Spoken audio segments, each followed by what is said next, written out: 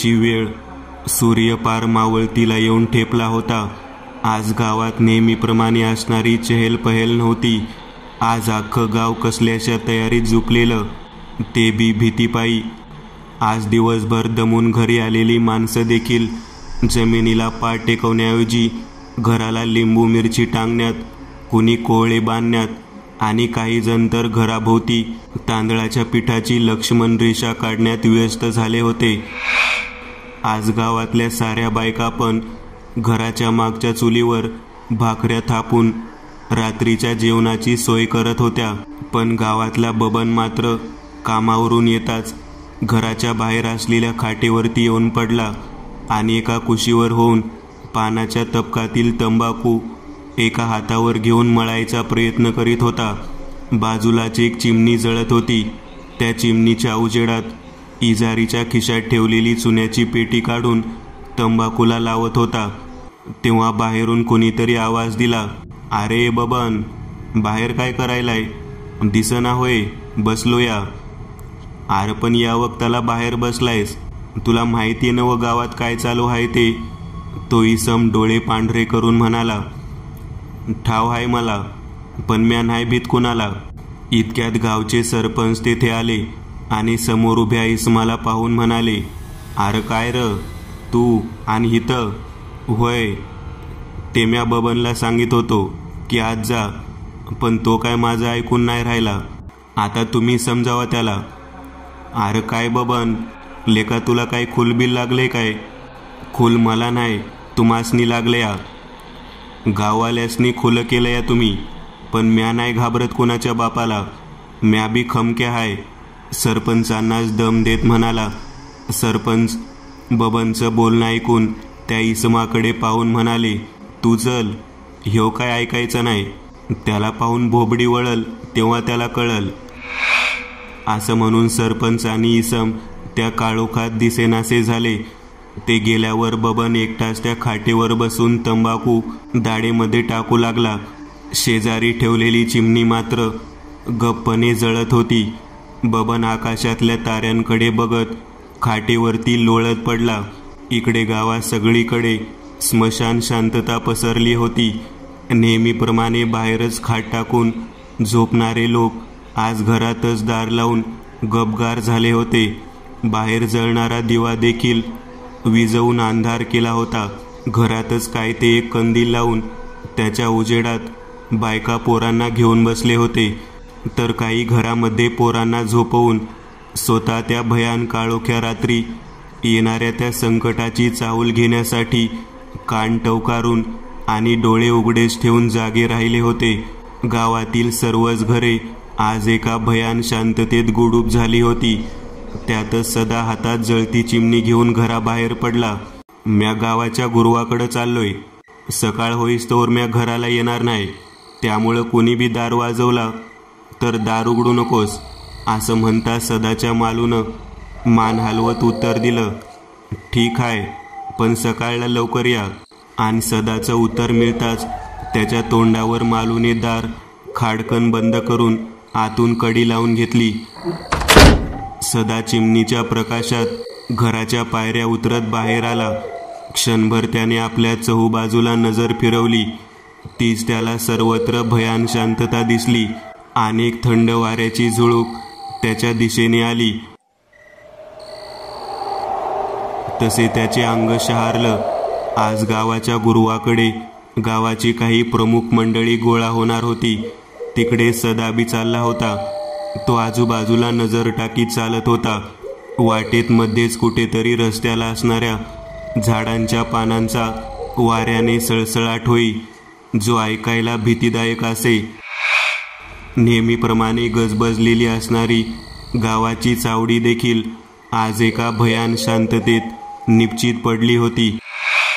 सकाळी दिसणारी गावातली घरे देखील आजच्या काळ्या रात्रीला एका भयान सावलीने गुडूप झाली होती। यातच लांबून सदाला बबनच्या घराबाहेर एक चिमणी जळताना दिसत होती। पण सदा तिकडे न जाता थेट गुरुवाच्या घराकडे वळला। अगोदरच तो त्या काळ्या रात्री घाबरत घाबरत चालला होता। मध्येच गावातल्या कुत्र्याच्या विवळण्याने त्याचा थरकाप उडायचा। आणि अखेर तो गुरुवाच्या घराजवळ पोहोचला. त्याने गुरुवाच्या दारावर थाप मारली. तसाच दार उघडताच पिळदार मिशांचा आणि डोळे अगदी मोठे, टोकदार नाक, वर टक्कल, कपाळावर रक्तचंदनी टिळा लावलेला गुरुवाचा चेहरा समोर आला. काय र, बाहेर दुसरं कोणी बी नाही ना? गुरुवाने शंका घेत सदाला विचारलं. तसा सदा म्हणाला, दुसरं कोण असणार, भूतबीत नाही ना? गुरव उद्गारला. तसा सदा जास्तच घाबरला. मला अगोदर आत घ्या, असं म्हणताच सदाला त्या गुरुवाने आत घेतलं आणि दरवाजा लावून घेतला. आत गुरुवाच्या घराच्या पडवीत सरपंच, नाम्या, नाऱ्या, भालचंद्र वगैरे एका गंभीर विषयावर चर्चा करीत बसले होते. समोर सदाला पाहून त्यातल्याच एकाने विचारलं, काय र, बाहेर दुसरं कोणी जागा आहे का? नाही, तसं कोणी बी नाही, पण मला गुरुवाकडे येताना बबनच्या घराबाहेर चिमणी जळताना दिसली. आर तो अजून जागा आहेच होय? सरपंचांनी डोक्याला हात लावून म्हटले. म्हणजे हो? नाम्याने विचारलं.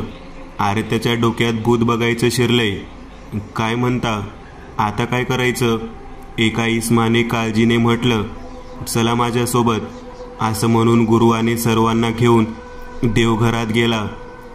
तिथं एका उंच लाल कपड्याच्या आसनावर गावाच्या ग्रामदेवतेची प्रतिमा होती. त्याच्या दोन्ही बाजूस शेंदूर लावलेले 2 पाषाण होते. त्यावर हळद कुंकू लावलेलं होतं. त्याच्या मागच्या भिंतीवर रक्तासारखी लाल जीभ बाहेर काढून गळ्यात राक्षसाच्या मुंडक्यांची माळ घातलेली आणि कमरेला वाघाचं कातडं गुंडाळलेली आणि त्यावर राक्षसांचे कापलेले हातपाय अडकवलेली, एका हातात धारधार विळ्याच्या आकाराची तळपती तलवार आणि दुसऱ्या हातात राक्षसांच्या रक्ताने भरलेले पात्र आणि अन्य हातात विविध आयुधे दिसत होती. पायाखाली शंकर भगवान स्थित होते. अशा भयंकर महाकाली देवीची प्रतिमा लावलेली होती. त्यावर एक मोठा हार होता. नुकताच हार बदललेला वाटत होता. तिथे दोन्ही बाजूला लटकणारे लवण दिवे जळत होते. त्याखाली 2 समया जळत होत्या. दोन्ही बाजूच्या भिंतींच्या सानेमध्ये एक एक दिवा ठेवलेला होता. सर्वत्र त्या दिव्यांची रोषणाईच फक्त. त्याने देवघर लख सुवर्णाप्रमाणे प्रकाशमय होऊन चमकत होतं. गुरुवाने त्याच्याकडच्या एका लाल कपड्याच्या गाठोड्यातून एक लिंबू काढलं आणि ग्रामदेवतेच्या प्रतिमेजवळ नेऊन काहीतरी पुटपुटू लागला. त्याला पाहून गावकरी सारे हात जोडून उभे राहिले होते. त्यानंतर त्याने तो लिंबू जमिनीवरच्या एका गोळातील त्रिकोणाच्या मध्यभागी ठेवला आणि हात जोडून काहीतरी मंत्र बोलू लागला. त्याला पाहून सारे गावकरी एकमेकांच्या तोंडाकडे पाहू लागले. तिथे कोणत्याशा ऊर्जेचा भास होऊ लागला.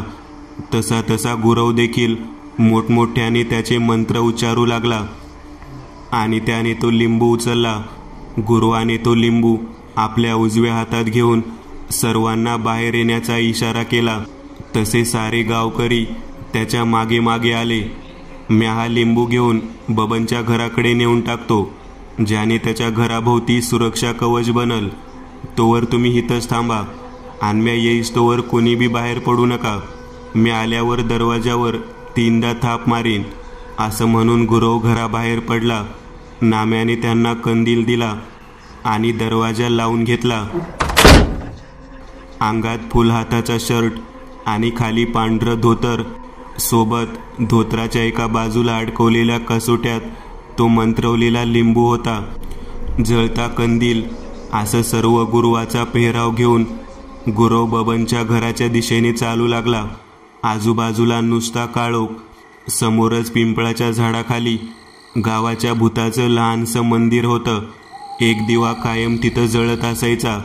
गुरव त्या मंदिराकडे गेला. हातातला कंदील खाली ठेवून दोन्ही हात जोडून त्या भूत्याला नमस्कार केला आणि सरळ कंदील हातात धरून तिथून काढता पाय घेतला. त्याला त्या पिंपळाजवळ काहीतरी जाणवलं, म्हणून तो मागे न वळताच लगेचच तिथून पुढे निघून गेला. तसं म्हटलं तर ते झाड दिसायला जास्तीच भयानक होतं. दिवसा काही वाटायचं नाही, पण रात्री अंधार पडताच गावातलं साधं लहान पोर तर सोडाच, पण कुणी मोठा माणूस बी तिकडं जायला घाबरायचा. गावाची लोक म्हणायची की त्या झाडावर रात्रीच्या वेळेला भुत्या बसलेला असतो. गुरुवाला हे सारं माहीत होतं. कदाचित म्हणून तो तिथे जास्त वेळ थांबला नसावा. गुरव आता समोरच्या गल्लीतून गावाच्या मंदिराजवळ आला होता. काहीच अंतरावर बबनचं घर होतं. मंदिराजवळच्या एका पायरीवर एक कुत्रं निपचित पडून होतं. रोजच्या प्रमाणे मंदिर दिसत नव्हतं. तिथं बी कसल्याशा गोष्टीची भयान शांतता जाणवत होती. गुरव धाडस करून पुढे पुढे जात होता आणि अखेर त्याला बबनच्या घराबाहेर चिमणी जळताना दिसू लागली. तिचा बारीक मंद प्रकाश लांबून चमकणाऱ्या एखाद्या काजव्याप्रमाणे दिसत होता. पुढे जात असतानाच गावाची मोकाट भटकणारी 10-12 कुत्री एकसाथ भुंकू लागली आणि गुरुवाला बघताच त्याच्या भोवती जमा झाली. साऱ्या कुत्र्यांना एकसाथ स्वतःभोवती जमा झालेले पाहून गुरव घाबरला. एखादं कुत्रं चावलं बिवलं तर 14 इंजेक्शने घ्यावे लागतील, या विचारानेच तो घाबरून तिथून पळ काढण्यासाठी आजूबाजूला वाट शोधू लागला. पण साऱ्या कुत्र्यांनी त्याला एखाद्याची शिकार करावी अगदी तसंच घेरलं होतं. इतक्या सारे कुत्रे वेगवेगळ्या सुरांमध्ये भुंकू लागले आणि त्यातलाच एक धिप्पाड स्वतःला राजा समजणारा कुत्रा गुरुवाच्या दिशेने धावला. गुरव पळणार तोच त्या कुत्र्याने गुरुवाच्या पायाला पकडलं. तसे गुरुवाने घाबरून आपल्या हातातला कंदील खाली सोडला आणि त्या कंदिलातलं सारं रॉकेल कुठून तरी त्या कुत्र्याच्या पाठीवर नि शेपटीवर सांडलं. काही थेंब गुरुवाच्या धोत्रावरही उडाले. खाली पडताच ते कंदील फुटलं आणि आगीचा एकच भडका उडाला आणि त्या कुत्र्याच्या पाठीचे केस जळू लागले. सोबत गुरुवाच्या धोत्राने सुद्धा पेट घेतला. दोघेही जोरजोराने ओरडू लागले. ते कुत्रं पाठीला आणि शेपटीला लागलेली आग विझवण्यासाठी जमिनीवर लोळू लागलं, पण आग काही विझली नाही. गुरुवाने तर आपलं धोतर सोडून दिले आणि तिथून पळू लागला. त्याच्यासोबतच ते जळणारं कुत्रं बी विवळत पळू लागलं. गुरुवाने सोडलेल्या धोत्राची आग भडकली आणि तिला पाहून आजूबाजूला जमलेली कुत्री मोठमोठ्याने ओरडत सुटली. त्यांच्याच मागे गुरव आणि तो कुत्रा दोघे बी धावत पळत त्या बबनच्या घराच्या दिशेने जात होते. विवळण्याचा आवाज ऐकून बबन जागच्या खाटेवरून चटकन उठला आणि समोरून येणाऱ्या त्या दृश्याकडे बघतच राहिला. त्याला काही सुचेना. समोरून एक जळता कुत्रा त्याच्या दिशेने येत होता. सोबत कुणाची तरी पांढरी रंगाची काळी सावली धावताना दिसत होती. त्या दोघांनाही भूत समजून बबनने आपल्या घराच्या दिशेने धाव घेतली. खाडकन आत जाऊन दरवाजा जोराने बंद करून आतून कडी लावून घेतली. सोबत असणारी ती जळती चिमणी त्याने बाहेरच टाकली. ते कुत्रं धावत धावत बबनच्या घराच्या अंगणातल्या रांजणातल्या त्या पाण्यात जाऊन बसलं. पण गुरव मात्र जीव घेऊन धावतच होता, कारण गावाची सारी कुत्री अजूनही त्याच्याच मागे होती. त्याने बबनच्या दारावर भीतीने मोठमोठ्याने थाप मारायला सुरुवात केली, पण भीतीपाय बबन काय दार उघडेना. गुरुवाने कसेबसे तिथून पळ काढला आणि बबनच्या घरामागे असलेल्या एका झाडावर जाऊन चढला. खाली कुत्री येऊन मोठमोठ्याने विवळत ओरडत होती, पण खूप वेळानंतर ती सारी कुत्री तिथनं निघून गेली. तसा गुरुवाच्या जीवात जीव आला. इकडे आत दडून बसलेल्या बबनची भीती थोडी मावळली. बाहेर कुणी आहे का म्हणून दार उघडायला उठला. आत घरभर अंधार पसरलेला असतानाच चिमणी बाहेर टाकल्याचे कळताच तो कसा बसा अंधारात चाच पडत दारापाशी आला. कडी उघडावी की नको अशा विचारात असतानाच बाहेरून कुणीतरी थाप मारायला सुरुवात केली. तो गुरव होता. झाडावरून केव्हा खाली उतरला होता. बाहेरच्या साऱ्या कुत्र्यांनी त्याला पुन्हा घेरले होते, ते पण बबनच्या घराच्या दारातच. म्हणून तो घाबरून मोठमोठ्याने थाप मारत होता. पण त्याच्या आवाजाने बबनच्या तोंडचं पाणी पळालं होतं. बोबडी वळल्यागत झाली होती. ए बबन, दार उघड, नाहीतर तुला. बाहेरून गुरव मोठ्याने ओरडत होता.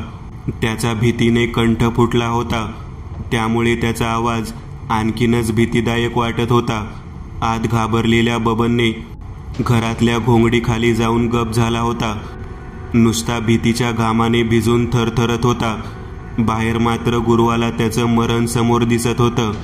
पण नशिबाने त्याला बबनच्या घराबाहेर एक मुसळ भिंतीला उभा दिसला.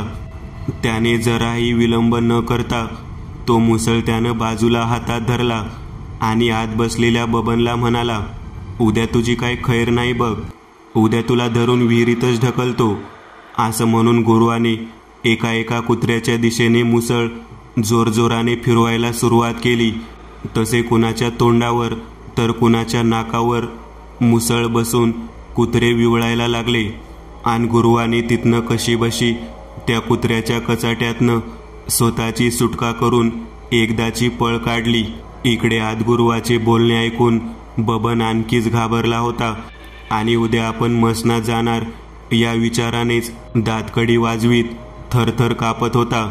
इकडे गुरव कसाबसा अर्ध्या कपड्यांवर घराची वाट शोधित शोधित घराकडे पोहोचला. बाहेरच त्याने दोरीवर टाकलेलं धोतराचं पान स्वतःच्या कमरेला गुंडाळून घराच्या दाराजवळ जाऊन 3दा थाप मारू लागला. तसे आतून नाम्याने दार उघडून गुरुवाला आत घेतलं आणि दरवाजा बंद केला. सारेजण गुरुवाला घामाघूम झालेलं पाहून बाहेर काय झालं असा प्रश्न घेऊन गुरुवाच्या तोंडाकडे टकामका पाहू लागले. सगळेजण गुरुवाच्या तोंडाचे शब्द ऐकायला आतुर झाले होते. पण गुरव बोलत नाही हे पाहून गावच्या सरपंचांनीच प्रश्न केला, काय हो, काय झालं? तुम्हाला एवढा घाम तरी कशानं फुटलाय? आणि हो, यांची अवस्था तर बघा काय झाली ती. एक इसम सर्वांच्या तोंडाकडे बघून म्हणाला, त्या बबनला मी काय उद्या सोडत नसतोय, आज माझा जीव जाता जाता वाचलाय. गुरुवाने एकदम रागाने उत्तर दिले, अहो पण झाले तरी काय, ते सांगीन नंतर केव्हा तरी, ती लई मोठी स्टोरी आहे. आणि अचानक एक भयान किंकाळी सर्वांच्या कानावर पडली. बाहेरनं कुणीतरी भयानकतेच्या आवाजात किंचाळत जात होते. आत असलेले गुरव आणि सारे गावकरी गप राहून कान लावून त्या किंकाळीचा वेध घेत होते. आता सर्वांच्याच तोंडावर भीतीचे भाव उमटले होते. रात्रीचे 2 वाजले होते आणि ती किंकाळी अजून साऱ्या गावभर गुंजतच होती. खरंच एका अनामिक शक्तीने गावात आपले पाऊल टाकलेले होते. दुसरी कथा, रक्तपिशाचाचा विळखा. सूर्याला क्षितिजा जवळ पोहोचलेले पाहून माधूने आपल्या हातातली कुऱ्हाड खाली जमिनीवर टाकली आणि दुपारपासून भर उन्हात जंगलात हिंडून जमा केलेली लाकडं गोळा करायला घेतली. माधू हा एक लाकूड तोड्या. तो दररोज जंगलात जाऊन जंगलातली सुकलेली लाकडं गोळा करून गावात आणून विकायचे काम करायचा, ज्यातून त्याला पोटासाठी 4 वेळेचं जेवण मिळण्या इतपत मोबदला मिळायचा. माधू हा त्याच्या गावचा सर्वात गरीब माणूस. त्याचं घर सुद्धा मोडकळीस आलेलं. त्याच्या घरी तो एकटाच राहणारा. बाकी घरात बाई माणूस कोणीच नव्हतं. पण एवढं असतानाही माधू आपल्या कामात समाधानी होता. त्याचा स्वभावही खूप शांत. गावात कुणाशी त्याचं जास्त बोलणं होत नसायचे, कारण माधूला तेवढा वेळच नसायचा. तो नेहमी जंगलात सुकी लाकडं गोळा करण्यात व्यस्त असायचा.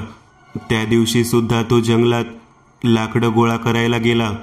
त्या दिवशी त्याला रोजच्यापेक्षा जास्त सुकी लाकडं मिळाली होती. माधूने पटपट सर्व लाकडे गोळा केली आणि आपल्या डोक्यावर त्या लाकडांची मोळी घेऊन गावाच्या दिशेने निघाला. आता अंधार पडायला सुरुवात झाली होती. सूर्य सुद्धा क्षितिजा खाली जाऊन खूप वेळ झाला होता. बघता बघता सर्वत्र अंधार पडू लागला.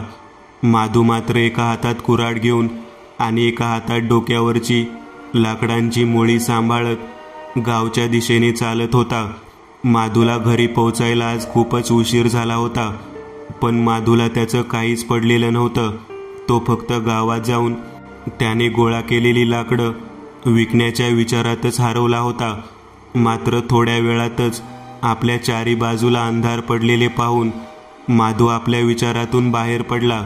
माधूने आता आपली पावलं पटापटा गावाच्या दिशेने टाकायला सुरुवात केली. वाटेत येणारे दगडगोटे व काटे तो चुकवत चालला होता, परंतु अंधाराने आपली काळी सावली सर्वत्र पसरवली होती. त्यामुळे माधूला त्याच्या पायाखालची जमीन सुद्धा दिसत नव्हती. तरी सुद्धा चांदण्याच्या प्रकाशात पायाखालची जमीन शोधत माधू चालला होता.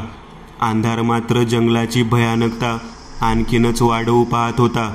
मध्ये सुटणारा हलका थंडगार वारा अंगावर शहारा आणीत होता. त्यातच रातकिड्यांचा किरकिर असा आवाज आपण जंगलात एकटेच आहोत याची जाणीव माधूला करून देत होता.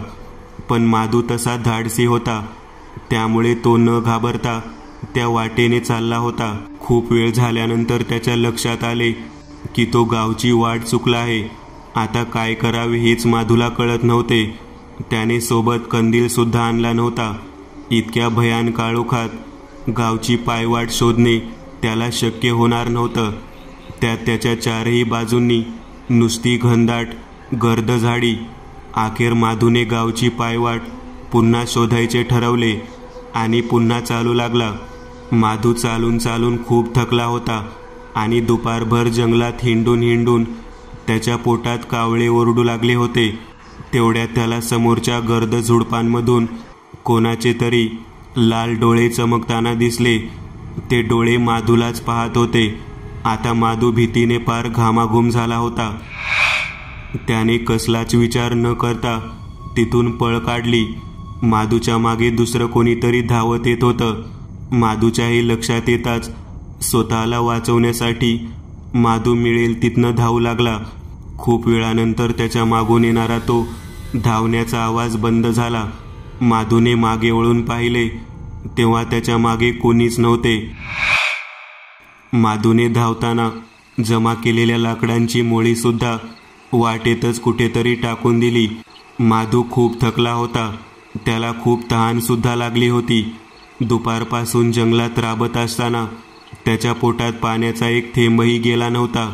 त्याने आजूबाजूला नजर फिरवून पाहिले तेव्हा तो एका मोकळ्या सपाट जागेत होता. माधू तिथेच एका दगडावर जाऊन बसला आणि आपल्या गळ्यातल्या फडक्याने चेहऱ्याला आलेला घाम पुसू लागला. खूप वेळ तो तिथेच बसून राहिला. तो घडलेला सारा प्रकार आठवत होता आणि घरी कसं जायचं याचा विचार करीत होता. अचानकपणे त्याच्या कानावर कुणाच्या तरी बोलण्याचा आवाज पडला. त्याने पुन्हा आपल्या आजूबाजूला नजर फिरवली तेव्हा त्याला समोरच्या एका पिंपळाच्या झाडाखाली 3 माणसं शेकोटी पेटवून बसलेली दिसली. तो कसलाच विचार न करता धावत त्या पिंपळाच्या झाडाजवळ जाऊन पोहोचला, पण तिथे कोणीच नव्हतं. त्याने पाहिलेली ती माणसं आणि त्यांनी पेटवलेली ती शेकोटी सुद्धा तिथे नव्हती. तो पुन्हा नीट आठवू लागला, पण तिथे त्याच्याशिवाय दुसरं कोणीही नव्हतं.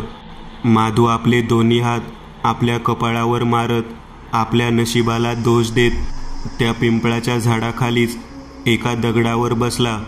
अचानक त्याच्या समोर 3 माणसे येऊन उभी राहिली. ती माणसे दिसायला पायापासून ते वरपर्यंत पांढरी शुभ्र आणि निस्तेज चेहऱ्याची आणि डोळ्यांच्या बाहुल्या एकदम बारीक आणि पांढरे शुभ्र दिसत होत्या. माधू त्यांना पाहून चटकन तिथून उठला. भीतीने माधूच्या हातापायांना कंप सुटला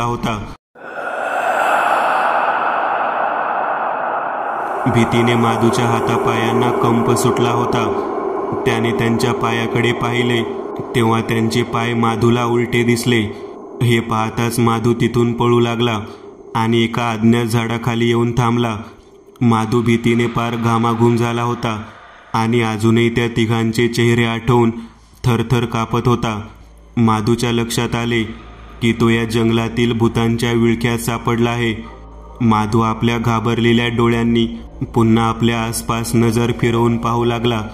त्याला त्याच्या चारी बाजूला फक्त आणि फक्त भीतीचं सावटच दिसत होतं.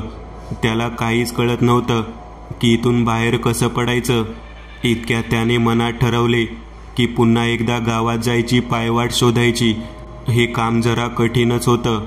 संपूर्ण अंधारलेल्या जंगलातून गावची पायवाट शोधणे म्हणजे गवतात हरवलेली एखादी सुई शोधण्यासारखं होतं. परंतु माधूने मनाशी खूणगाठच बांधली आणि पुन्हा एकदा गावात जायची पायवाट शोधू लागला. माधू जंगलात हिंडून हिंडून पार थकला होता. त्याने अख्खे जंगल पालतं घातलं, पण त्याला काही गावात जायची वाट सापडली नाही. तो नेहमी फिरून फिरून एकाच ठिकाणी यायचा. त्याला चकवा लागला होता, पण तरी देखील त्याने आपले प्रयत्न चालूच ठेवले. आणि अचानकपणे तो एका वडाच्या झाडाखाली येऊन थांबला. कितीतरी उंच वाढलेले ते वडाचे झाड होते आणि कितीतरी जागा त्या वडाच्या मुळांनी घेतली होती. ते वड आजूबाजूच्या झाडांपेक्षा अधिक घनदाट आणि भीतीदायक दिसायला होतं. त्याच्या पारंब्या खाली लोंबकाळत त्या वडाची भयानकता आणखीनच वाढवत होत्या. तरीसुद्धा माधू त्या वडाखाली असलेल्या एका उंच दगडावर जाऊन बसला. पण माधू ज्या ठिकाणी बसला होता ते ठिकाण एका रक्तपिशाच्याचं होतं. पण माधूला हे माहीतच नव्हतं. माधू आपल्या मनातील भीतीला शांत करीत त्या वडाच्या फांद्यांकडे एकटक पाहत होता. अचानक माधूला आपल्या मागे कोणीतरी उभे असल्याची जाणीव झाली. माधूच्या मनातील भीती उसळी घेत वर आली. माधूने त्याच घाबरलेल्या स्थितीत मागे वळून पाहिले तसा माधू चटकन त्या दगडावरून उठला. माधूच्या समोर लाल भडक डोळ्यांचा आणि निस्तेज सफेद पांढऱ्या शुभ्र चेहऱ्याचा माणूस उभा होता. तो रक्तपिशाच होता. त्याला पाहून माधूला कापरं भरलं होतं. त्याचं संपूर्ण शरीर आखडून गेल्यासारखं झालं होतं. त्याला काहीच हालचाल करता येत नव्हती. कोणत्या तरी अनामिक शक्तीमुळे माधूच्या शरीराची हालचाल होत नव्हती. रक्तपिशाच माधूच्या दिशेने आपली पावले टाकू लागला आणि बघता बघता त्याने माधूला आपल्या दोन्ही हातांनी घट्ट पकडून घेतले. माधूला काहीच करता येत नव्हतं. माधू बिचारा स्वतःला त्याच्या तावडीतून सोडवण्याचा पुरेपूर प्रयत्न करत होता, पण त्याला काहीच करता येत नव्हते. शरीराची हालचालच करता येत नव्हती. त्या रक्तपिशाच्याने आपले तोंड उघडले आणि एका क्षणातच माधूच्या मानेला चावा घेतला. माधू जीवाच्या आकांताने ओरडू लागला, पण त्याला वाचवण्यासाठी तिथे कोणीच नव्हतं. रक्तपिशाची आपली रक्ताची तहान माधूच्या रक्ताने भागवतच राहिला. संपूर्ण जंगलात माधूची किंचाळी गुंजत होती. संपूर्ण जंगलच त्या भयानकतेचा साक्षीदार बनला. रक्तपिशाच्याने सुद्धा कितीतरी वर्षांनी एका माणसाची शिकार केली होती. त्याने माधूच्या शरीरातील प्रत्येक रक्ताचा थेंब पिऊन संपवून टाकला आणि अखेर माधूने आपले प्राण सोडले. आता त्या रक्तपिशाच्याने माधूच्या शवाचे लचके तोडायला सुरुवात केली. बघता बघता त्या रक्तपिशाच्याने माधूच्या शवाची फार भीषण अवस्था केली होती. त्या रक्तपिशाच्याचं ते भयंकर रूप पाहून संपूर्ण जंगलच भीतीने गारठून गेले होते. त्याने एकदाच मोठ्याने विकट हास्य करून आपल्या भयानकतेची कल्पना पुन्हा एकदा संपूर्ण जंगलाला दिली. त्याच्या धारधार सुळ्यांना मांसाचे तुकडे चिकटले होते आणि त्यांचं तोंड माधूच्या शवाच्या रक्ताने माखलेले होते. पुन्हा एकदा संपूर्ण जंगल त्या रक्तपिशाच्यांच्या भयानकतेचा साक्षीदार बनला. मित्रांनो, आज पुरतं एवढंच. तुम्हाला जर काही गोष्ट आवडली असेल तर नक्की लाईक करा. तुमच्यापैकी बरेचसे जण व्हिडिओ लाईक न करताच पळून जातात, पण हा जर व्हिडिओ तुम्ही लाईक केला तर मला जरा बरं वाटेल आणि असेच भारी भारी व्हिडिओ बनवायची माझ्यात एनर्जी येईल. त्यामुळे नक्की लाईक करा. आणि अजूनही कोणी या चॅनलला सबस्क्राईब केलेलं नसाल तर लगेच सबस्क्राईब करून टाका. आणि बाजूची घंटी ती मात्र दाबायला विसरू नका. देवाची घंटी आहे ती. चला तर मग पुन्हा भेटूया अशीच एक आगळी वेगळी गोष्ट घेऊन पुढच्या